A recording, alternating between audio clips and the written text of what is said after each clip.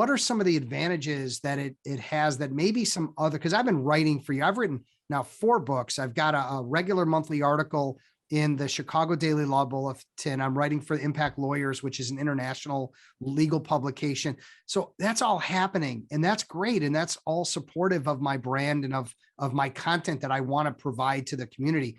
The podcast, honestly, it's a whole other level that I think people don't understand. It's so much better in some ways than other marketing channels. Yes. Can you speak to that? Yeah, absolutely. There's an intimacy that podcasts can create that the written ways of talking to people just don't. And I want to illustrate this point by sharing another story. I had a guy send me an email the other day. This was like in November, I think.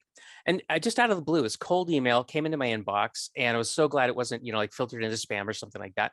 And he said, "Hi, Kip, my name is so-and-so, and I listen to your podcast. And I don't know if you do this sort of thing, but I think, you could help me. This is my problem." So I wrote back and said, "Absolutely, I would love to speak with you. Yes, I absolutely am interested." So we got on a Zoom call.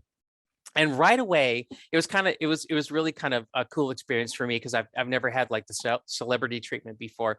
But the guy's like, "I can't believe I'm talking to you," right? So this is so cool.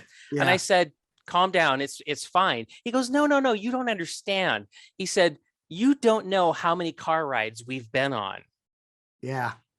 Think about that. Yeah, I'm like Joe Rogan's buddy. Guy. Like how many times have I listened to a Joe Rogan, or Conan O'Brien has a really funny one, and like I don't, but you're right about that. That word is so great, intimacy, that there's a relationship that gets established between a podcast host or someone that's running a podcast and the audience individually, and you don't know that it's happening. That's right. Because it's not until someone says something like that to you. And it's not about me feeling like a celebrity. I want to be clear about that. It's not. What it doesn't help your ego a little bit. Well, look, I'm not pushing it away, okay?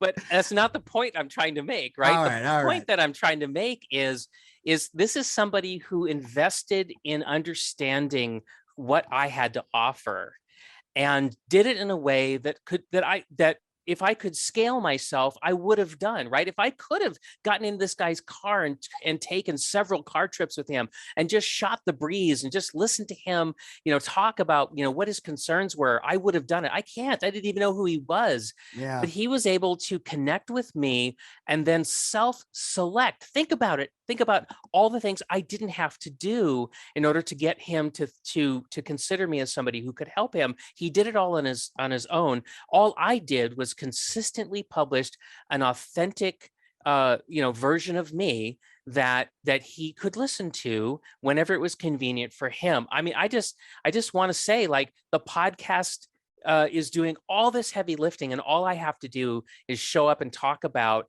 thoughtful things that my buyers are interested in, and I can show up and be generous.